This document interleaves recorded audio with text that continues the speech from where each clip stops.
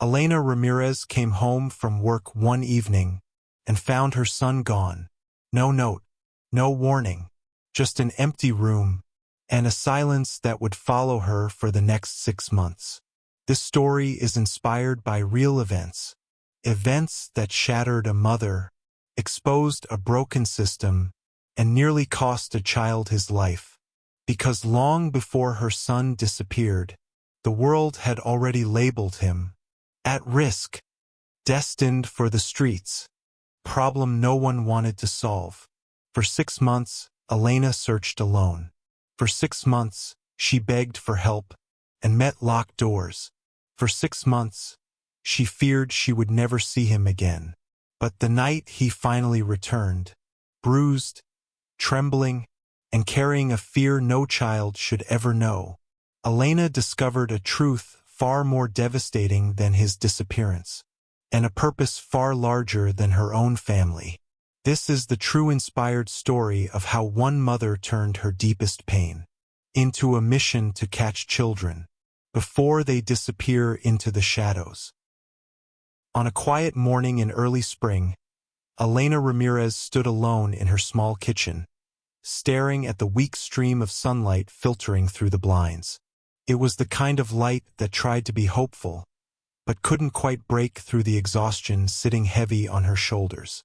The old apartment was silent except for the low hum of the refrigerator and the ticking clock above the stove, both reminders of a life that never paused, not even when she desperately needed it to. Elena rubbed her hands over her face. Another night with little sleep. Another morning with a full day ahead. Work at the laundromat, a quick shift cleaning offices downtown, and a late-night slot at the diner where she would pour coffee for strangers who had no idea she was falling apart inside. She worked 3 jobs, not because she wanted to, but because she had to, because the world did not stop for single mothers, because bills didn't care about tears or fear or exhaustion, because her 13-year-old son, Marcus, needed more help than she alone knew how to give. A stack of school papers sat on the kitchen table. She had avoided looking at them since last night, but avoidance didn't pay off anything. Slowly, with trembling fingers, she picked them up again. Suspension notice, behavioral concern report, request for evaluation. Each page seemed to whisper the same message. Your child is in trouble. Your child is different. Your child is becoming a problem. And the word that had cut her the deepest, at risk. She hated that phrase, hated the coldness of it, hated how carelessly it had been spoken by people who barely knew her son. Marcus wasn't at risk. He wasn't a statistic. He was a boy who drew superheroes in the corners of his notebooks, who cried at sad movies, who still slept with the old stuffed turtle his father gave him years ago.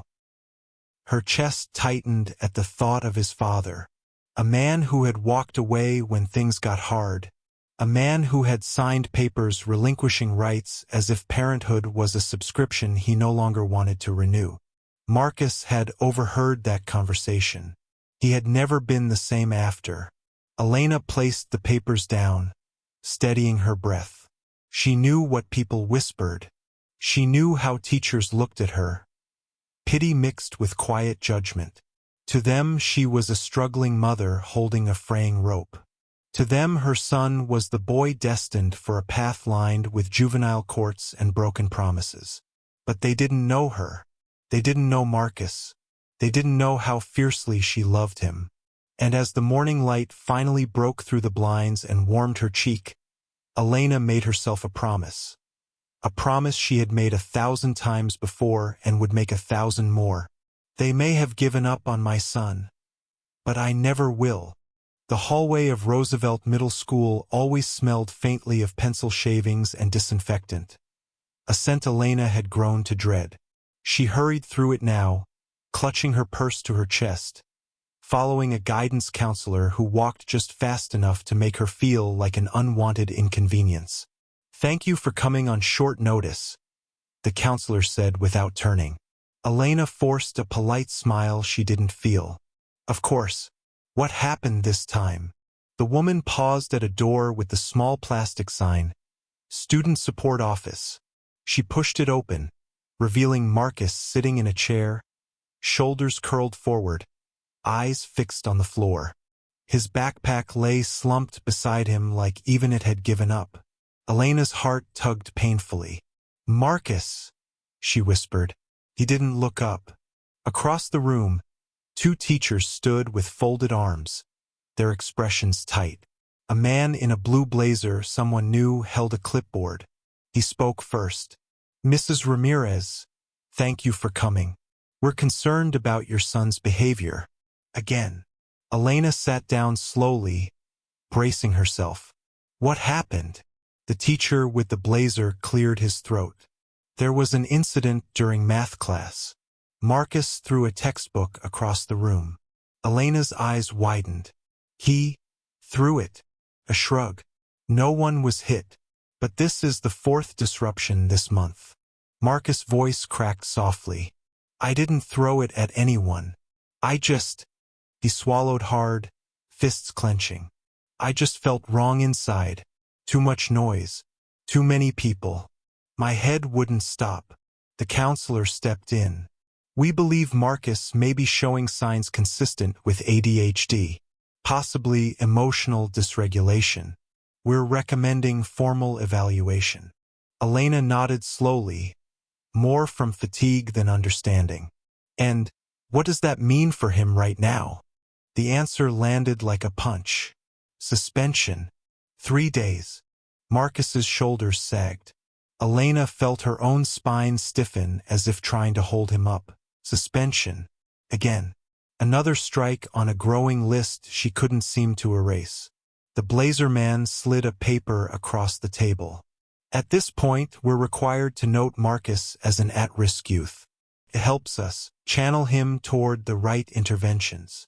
Elena stared at the paper. The words blurred. At-risk youth. Cold. Clinical. Final. "What he needs," Elena said quietly, "is support. He needs someone to understand him." The room fell silent. For a moment, Elena hoped someone would say, "You're right. We'll help him." No one did. Instead, they exchanged looks. Not cruel, not malicious, but tired. Looks that said, "We've seen this before. It rarely ends well." Outside, Marcus trailed behind her as they walked to the car.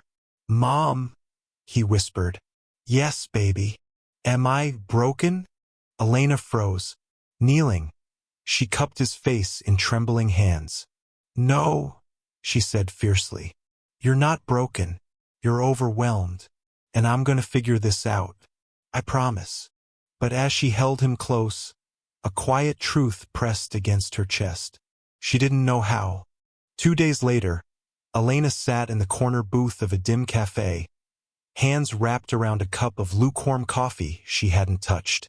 Across from her, David, Marcus's father, scrolled on his phone with the bored indifference of someone killing time before a dentist appointment. He hadn't changed. Same crisp haircut, same easy posture, same ability to make her feel like she was the only one fighting for a child who belonged to both of them. "You said it was urgent," David said without looking up. Elena inhaled slowly. "It is. Marcus is struggling. More than before. He's falling behind in school. They're labeling him, saying he needs evaluations, interventions. He needs stability. He needs you." That finally got his attention. He put the phone down but didn't soften. "Elena, I barely have time to breathe. My schedule is insane. I'm picking up extra shifts." "So am I," she snapped before she could stop herself. 3 jobs, David. 3.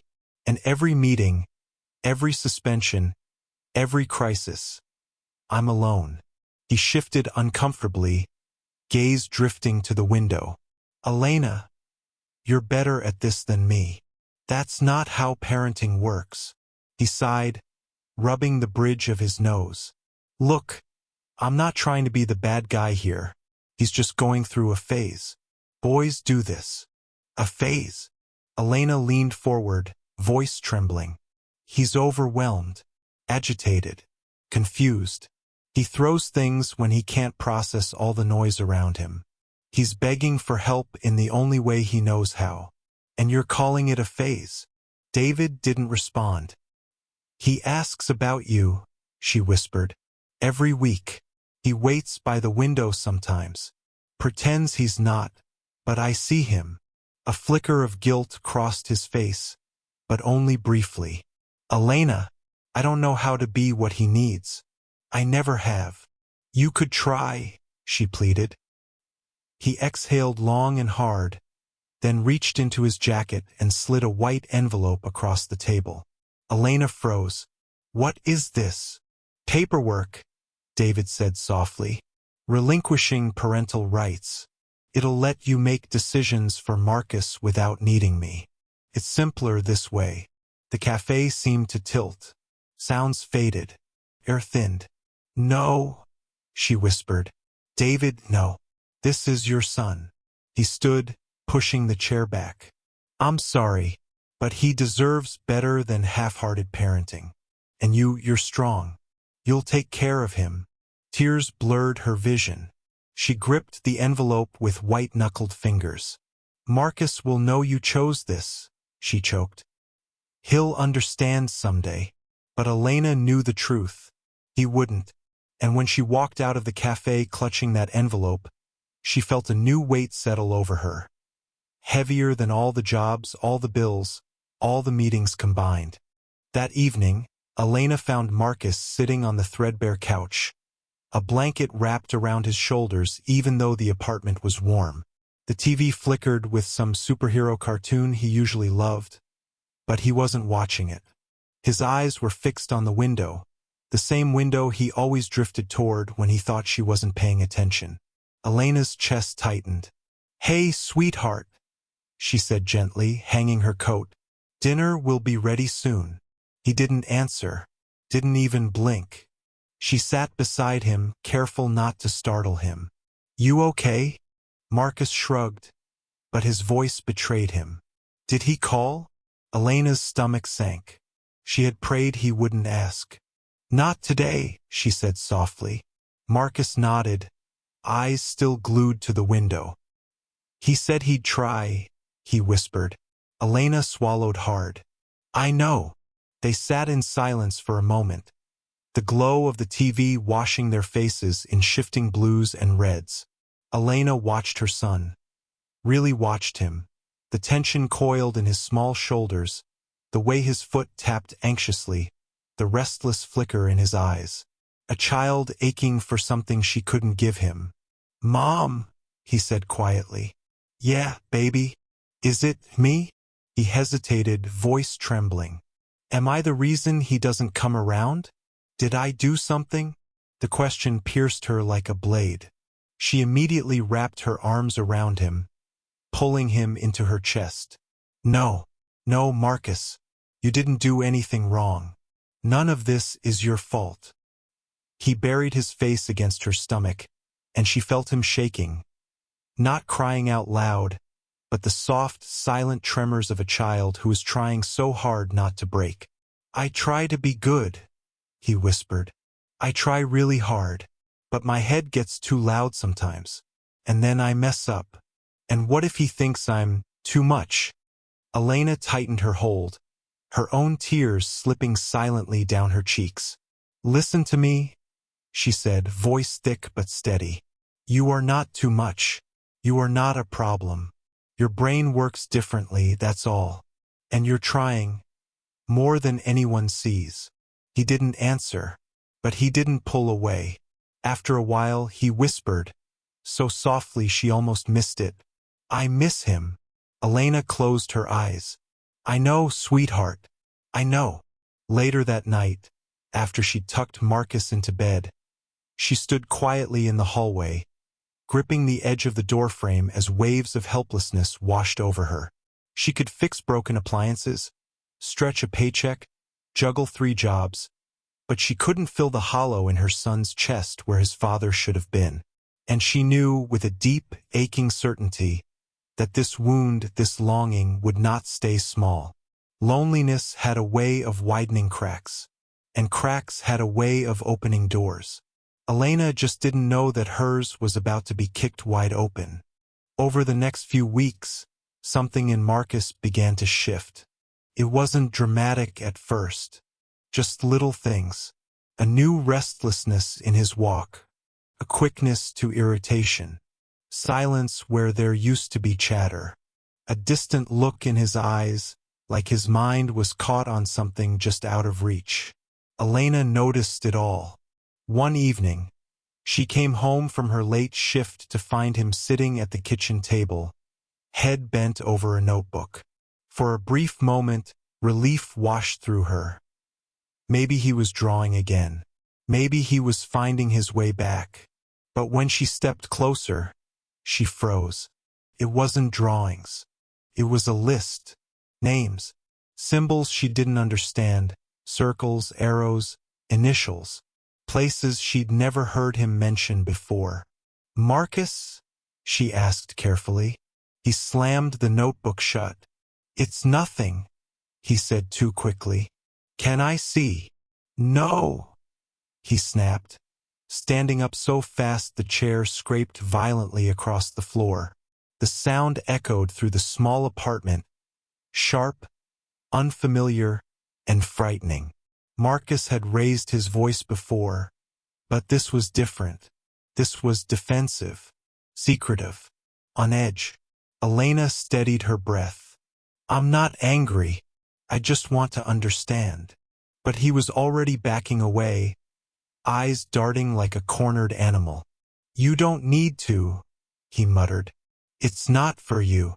Before she could reply, he grabbed his hoodie and disappeared into his room, locking the door behind him. The click of that lock felt like a punch. Later that week, it got worse. When the final school bell rang on Friday, Marcus didn't take his usual bus home. Instead, he followed a group of older boys Elena had never seen before. Boys with hard faces and restless movements. Boys who didn't look at teachers when spoken to. Boys whose laughter cracked through the air with the sharpness of warning. They walked with a swagger Marcus tried to mirror, shoulders squared, chin high. But Elena could see the truth in the footage the school security officer later showed her. Marcus wasn't confident. Marcus was desperate. Desperate to belong. Desperate to matter. Desperate to fill the hollow his father left behind. That night, when she tried to ask him about the boys, he pretended not to hear her. He stared at his phone, thumb hovering as though waiting for a message that would never come. "Marcus," she said gently, "talk to me." But he kept scrolling through nothing. Late at night, Elena sat on the edge of her bed, clutching the school incident report, fear gnawing through her ribs. She had spent years worrying that Marcus would fall behind. Now she worried he would fall into something darker, something bigger, something that preyed on boys who were hurting. And just as she feared, the door Marcus had cracked open was about to swing wide. If you're still watching, stay with me. What happens next is something no parent is ever prepared for. It was a Tuesday. A nothing special, ordinary Tuesday. The kind of day that should have blended quietly into the background of Elena's busy life. The sun had set early, the sky bruised purple, and Elena had just finished her second job of the day. She checked her phone as she walked to the bus stop, expecting to see the usual. "Marcus, on the bus. Marcus, be home soon." But there were no messages. She frowned, slipping the phone into her bag. Maybe his phone had died. Maybe he was tired. Maybe. The bus jolted her worries aside as it pulled to the curb. She boarded, sat, and stared out at the familiar city lights passing like tired stars in the night.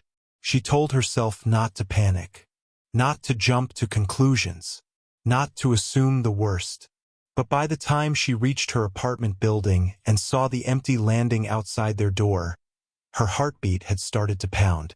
Inside, she flicked on the lights and walked through each room, calling his name. Marcus. No sound. Marcus? Honey, answer me. Nothing. She checked his room. Bed untouched. Backpack missing. Curtains still pulled open from that morning. A slow, heavy dread began to take shape in her stomach. She dialed his number. Straight to voicemail. Again. Voicemail. Again. Voicemail. Her breath came quicker now, shallow and sharp. She tried calling a few parents she knew from school. No one had seen him. She checked with the school security office, just to hear someone confirm what she already dreaded. No, Mrs. Ramirez. Marcus didn't get on his usual bus today. Her hands trembled as she held the phone. What do you mean? Did anyone see where he went? She demanded. There were reports he left campus with some older boys. That's all we have. Older boys. The wrong crowd. The ones she had already feared. Elena grabbed her jacket and rushed out into the night. She searched the nearby streets first, calling his name until her voice cracked. She checked the convenience store where he bought snacks, the basketball courts where he sometimes watched older kids play, the alley where a stray cat he liked to feed sometimes lingered. Nothing. No sign of him. Hours passed like minutes, the world narrowing into a tunnel of fear. The cold gnawed through her thin sweater, but she barely noticed. Just after midnight, she called the police. Ma'am, missing juvenile cases require. I don't care what they require, she snapped, voice shaking. My son is missing. The silence that followed was the longest in her life. When the officer spoke again, his tone softened. Okay. Tell me everything you know. And so she did. Standing alone under the flickering street lamp outside her apartment building, Elena told a stranger that her son, the boy she had fought for, worked for, lived for, was gone.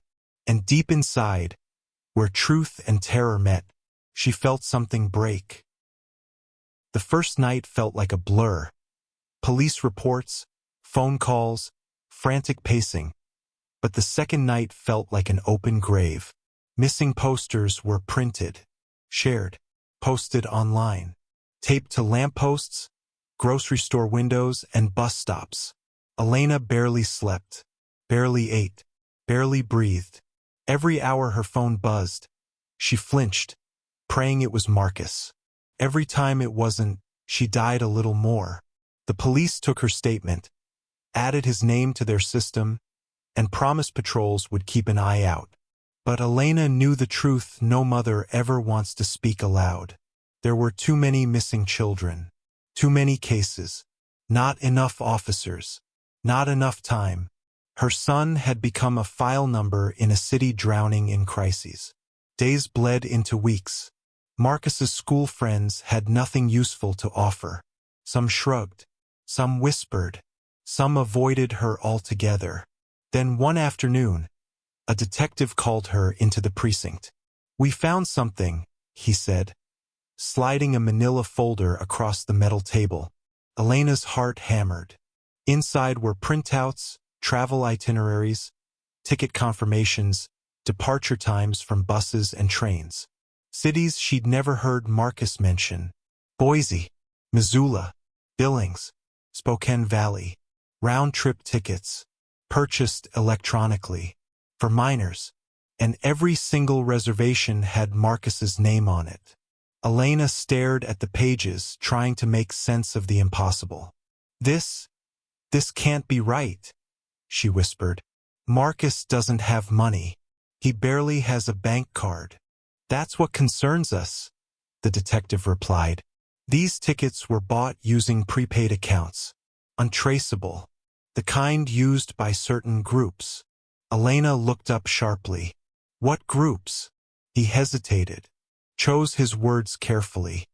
There are networks that target vulnerable youth, especially boys without support structures.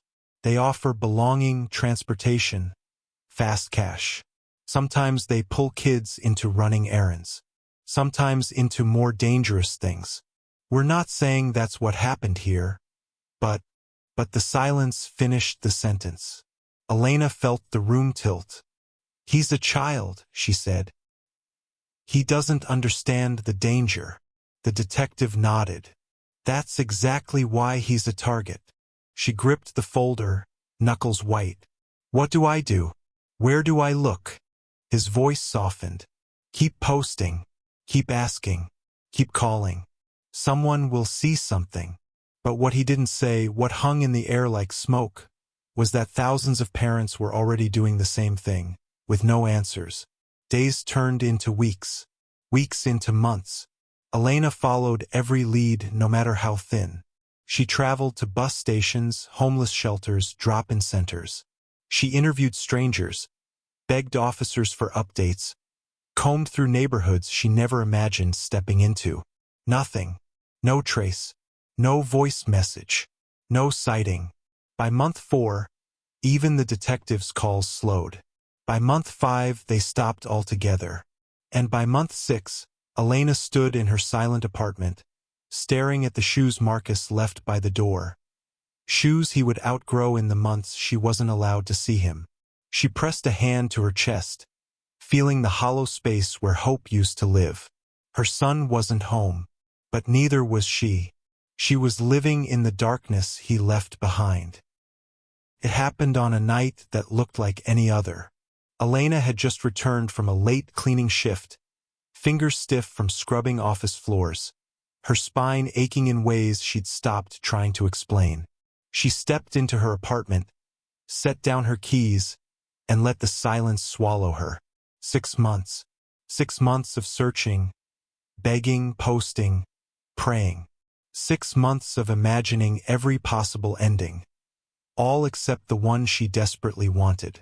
She hung her coat, walked toward the kitchen, and then she heard it. 3 soft knocks. Tap, tap, tap. So gentle, almost hesitant. Her breath froze. No one knocked at this hour.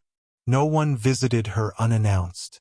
Her heart hammered as she approached the door. "Who is it?" she called, voice thin. No answer. Her chest tightened. She reached for the handle with trembling fingers, every muscle bracing for a stranger. A police officer, a neighbor, a worst-case scenario. She opened the door, and the world fell out from under her. There, under the flickering hallway light, stood Marcus, or what was left of him.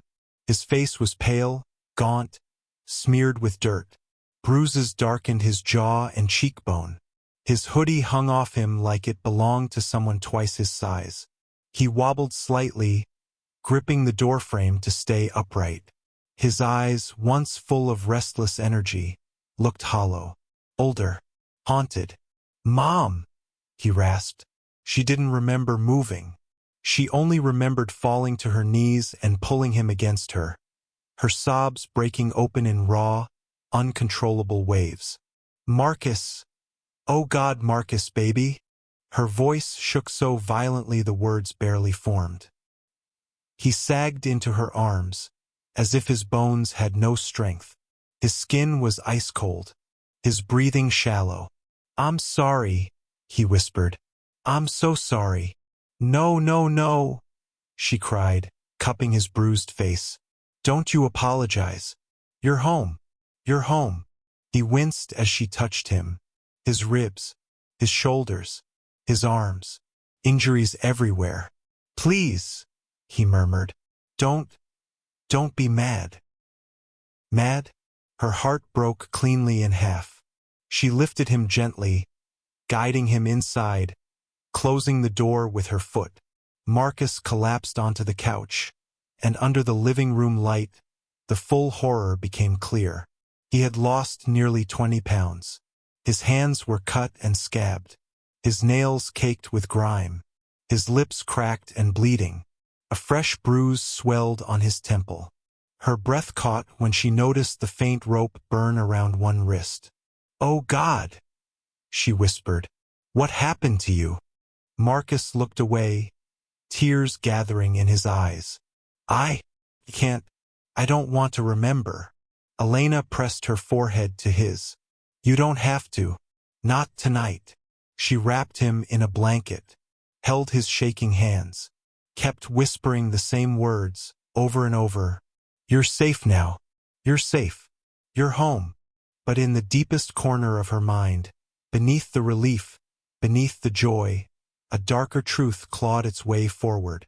Something monstrous had swallowed her child, and the world she thought she understood was far more dangerous than she ever imagined.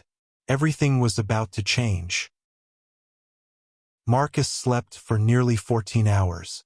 Elena sat beside him the entire time, her hand resting lightly on his arm, afraid that if she let go, he would vanish again. When he finally stirred, wincing, clutching his ribs, she helped him sit up and coaxed him into taking tiny sips of water. By morning, she knew he needed more than rest. He needed medical care. He needed answers. And she needed the truth. The urgent care center wasn't prepared for what walked through their doors. The thin boy, bruised, shaking, silent. Doctors swarmed around him with quiet urgency. They lifted his shirt, revealing a network of yellowing bruises across his ribs and spine. Several were fresh, dark purple, almost black. His left wrist showed ligature marks. A patch of his hair was missing, ripped out at the root. There were scratches on his arms, burns along one shoulder, and a deep cut on his knee that had been left to heal without stitches. Elena stood against the wall, arms wrapped around herself as if trying to hold her heart inside her chest. The doctor, a middle-aged woman with soft eyes, approached her gently. Mrs. Ramirez, some of these injuries are weeks old. Some are recent. He's dehydrated and malnourished. His blood pressure is low. He may have been restrained at some point. Elena's vision blurred. Her knees nearly buckled. I don't understand, she whispered. He's just a child. The doctor hesitated. We'll have to involve law enforcement. Minutes later, 2 detectives arrived. Different faces, different precinct, but the same careful expression she'd come to despise. A blend of sympathy and detachment. The kind people use when they see something painful so often it no longer shocks them. They asked questions Marcus could barely answer. Where were you? Who were you with? Did anyone transport you? Were you hurt intentionally? Were you forced to go somewhere? Marcus stared at the floor, shoulders trembling. Every question made him fold further inward. Finally, he whispered, I don't know. I just kept moving. The detectives exchanged a knowing look. A look Elena recognized instantly. Another boy lost in the cracks. Another child caught by the shadows. Another case they would never fully untangle. When the detectives stepped outside to talk privately, Elena followed them. You have to find whoever did this, she said, voice cracking. You have to stop them. You have to protect the other kids. The lead detective sighed. Mrs. Ramirez, we don't have enough information. There are multiple groups he could have crossed paths with. Some move kids to run errands, some move them to distract authorities, some worse. Without names, without locations, without a timeline. He didn't finish the sentence. He didn't have to. The truth slammed into Elena with brutal clarity. The world that swallowed her son is bigger than the world trying to protect him.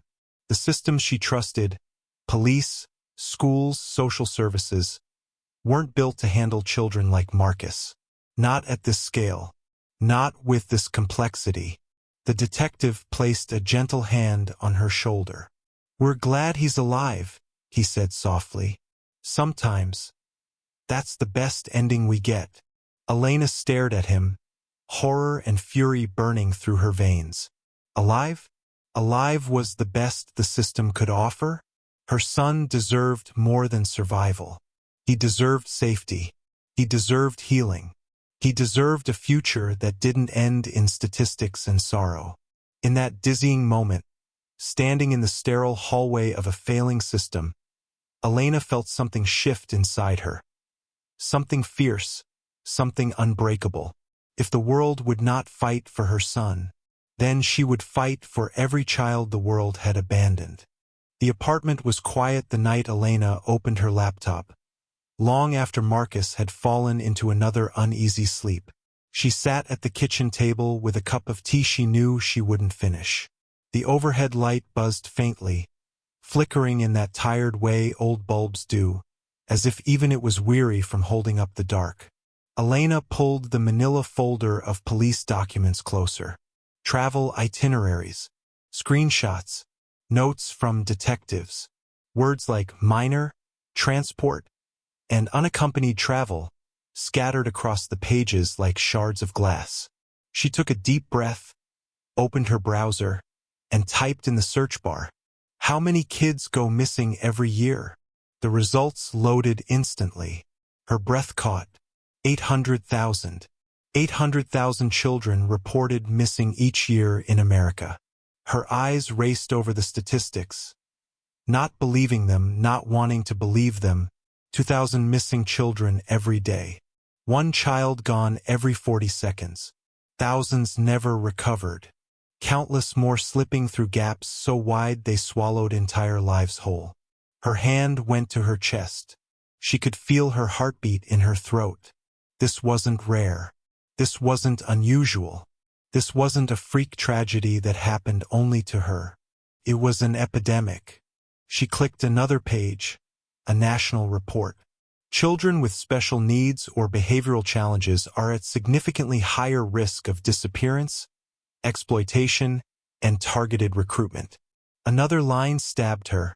Youth labeled at risk are disproportionately undersupported in mental health and intervention programs.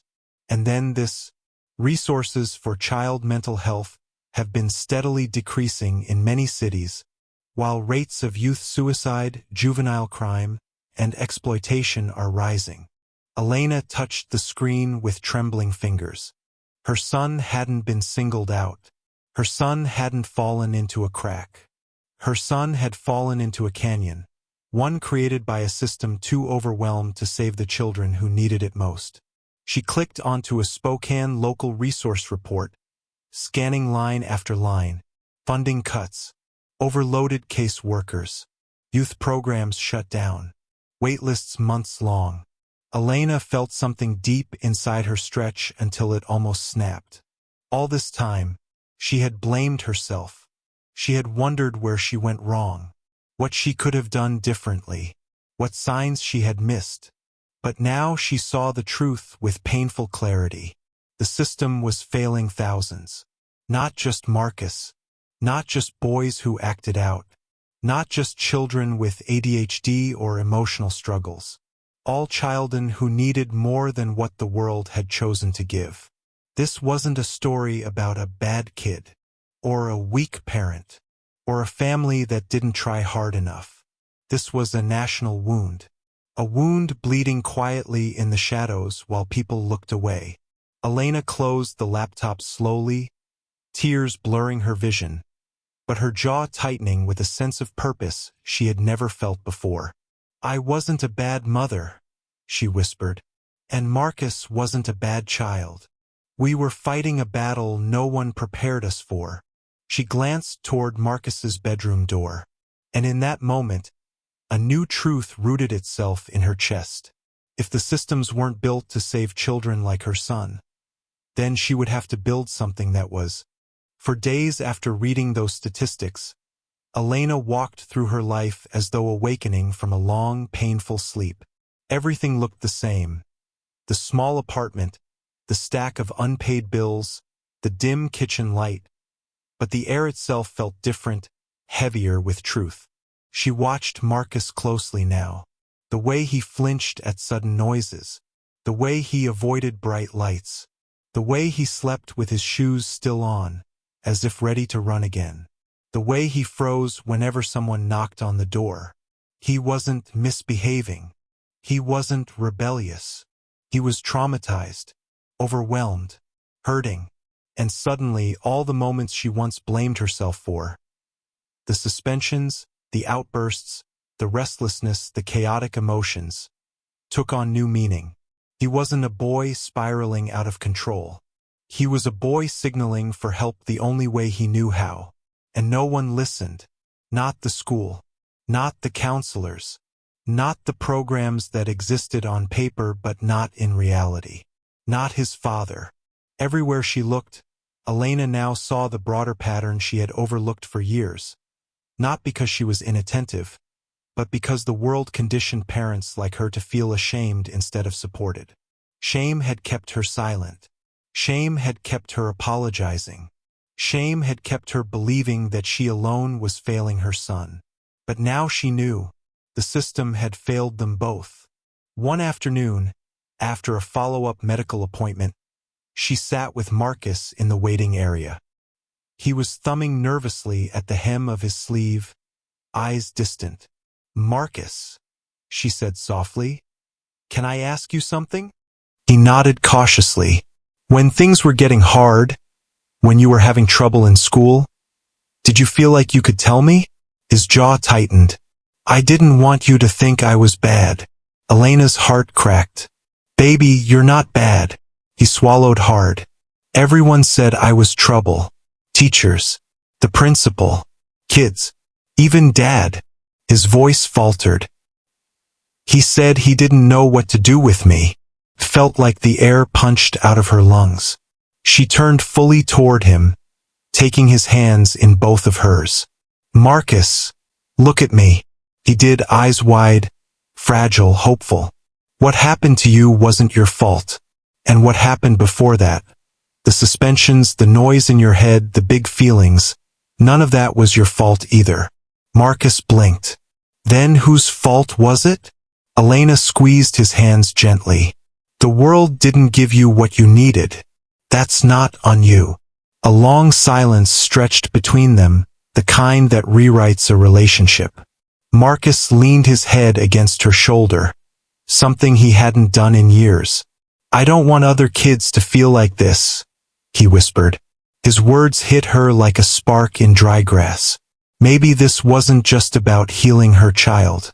Maybe it was about creating a place where kids like Marcus, lost, overwhelmed, misjudged, could be seen before they disappeared into the shadows. Elena wrapped an arm around him, holding him close. For the first time since his return, she didn't feel crushing guilt. She felt direction, purpose, a rising conviction. If the system couldn't protect children like her son, then she would build something that could.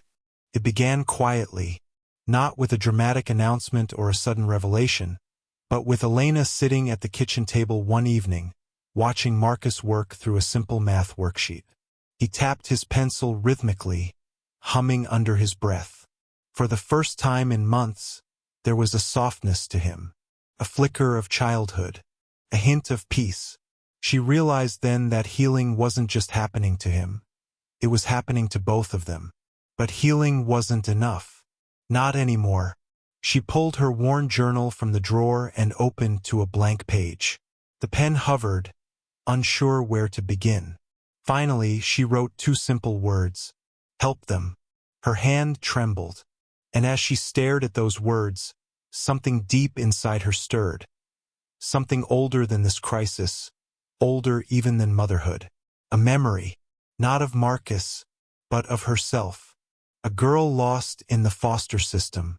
A girl sent away to a place that felt more like punishment than help.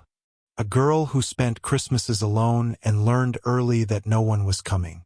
A girl who promised herself, "If I ever have a child, they will never feel forgotten."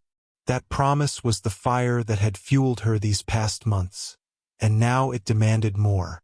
She began writing again, faster now, as if releasing a truth that had been trapped inside for too long. Help the kids who fall through the cracks. Help the parents drowning in guilt and confusion. Help the families the system forgets. She filled the page, then another. Over the next weeks, she read obsessively. Articles on youth mental health. Manuals on juvenile intervention strategies. Community resource guides. Research studies on trauma, ADHD, and behavioral disorders. Parent support group pages. Missing youth recovery stories. city funding reports and policy documents. Every night, while Marcus slept curled on the couch with the TV's soft glow warming his face, Elena studied, learned, absorbed, connected dots she didn't even know existed months ago. And with each new discovery, the aching question grew louder. How many parents were living the same nightmare she had survived? How many children were disappearing long before they vanished physically? How many families were suffering silently, convinced they were alone? One afternoon, Elena attended a free community workshop on youth mental health. Not as a parent seeking help, but as a woman studying a broken system from the inside. She listened to overwhelmed counselors, underpaid case workers, volunteers begging for resources that no one could provide. She saw faces filled with exhaustion, the same exhaustion she once wore, and something inside her solidified. After the meeting, a woman beside her sighed. "I don't know where parents are supposed to go for real help anymore." Elena's jaw tightened. "I don't think we have anywhere," she said quietly. "But we should." The woman turned to her. "Then who's going to create it?" Elena didn't answer, not out of doubt, but because she already knew. That night, at her kitchen table, she wrote 6 new words. If you could save just one. It wasn't a slogan. It wasn't an organization yet. It was a promise. To the girl she once was, to the boy she nearly lost, and to every family wandering in the dark without a map. A promise that no parent would walk alone the way she had. A promise that no child would be dismissed, misjudged, or labeled without support. A promise that cost would never stand between a family and the help they needed. A promise that the next Marcus, the next scared, overwhelmed, hurting child, would be seen long before danger found them. Elena closed the notebook, heart pounding. This wasn't the end of her story. It was the beginning of her mission. A mission born from a truth she finally dared to believe. You don't have to save every child. You just have to save one. Because saving one can change everything. And Elena Ramirez was ready to change everything. Elena's story didn't end the day her son came home. That was only the beginning. Out of the fear she survived. Out of the silence she endured. Out of the truth she uncovered about thousands of other children slipping through the cracks. She built something that did not exist when she needed it most. A place called If You Could Save Just One. Today, that small spark of hope she started at her kitchen table has grown into a haven for kids like Marcus, and families fighting the same battles she once fought alone. Just One gives young people a safe place to land after school, a place to explore their talents, their curiosity, their confidence, a place to build futures instead of running from fears. They offer free daily programs in art, music, science, writing, technology, hands-on projects that help kids discover who they are and what they're capable of. They partner with parents, probation officers, schools, and mentors to create real support systems around youth who've been labeled, misunderstood, or overlooked. And above all, they give every child who walks through their doors something too many kids have never had. A place where they are seen. A place where they are valued. A place where they belong. Their mission is simple. If you can save just one child, you can change an entire world.